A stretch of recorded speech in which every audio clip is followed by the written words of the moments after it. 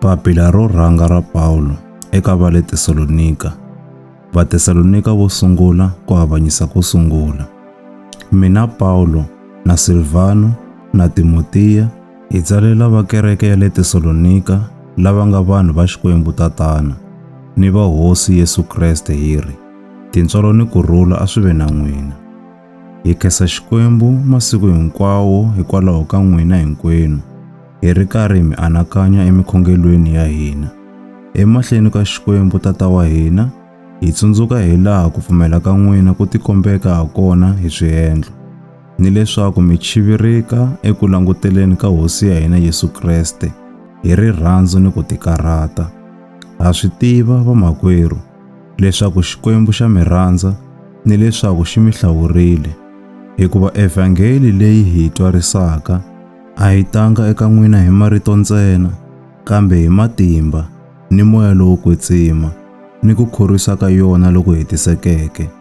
Ma tiva hi laha hi nga hanya hakona exikarhi ka n'wina ku mi pfuna, kutani na n'wina mi landzile mitila ya hina ni ya Hosi, hikuva hambileswi mi nga xaniseka ngopfu, mi amukerile rito ra Xikwembu hi ku tsaka loku nyikiwaka hi moya lowo kwetsima. Hi mukhuva wolowo, mi hundzukile xikombiso eka hinkwavo lava pfumeleke ematikweni ya Makedoniya ni ya le Akaya.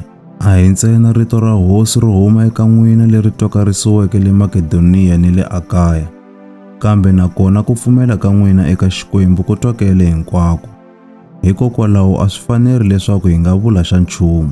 Vanhu lava hinkwavo va rungula hi laha mi hi amukeleke hakona exikarhi ka n'wina, ni hi laha mi nga hundzukela eka Xikwembu hakona mi fularhela swikwembu swa hava, leswaku mi tirhela Xikwembu lexi hanyaka xa ntiyiso.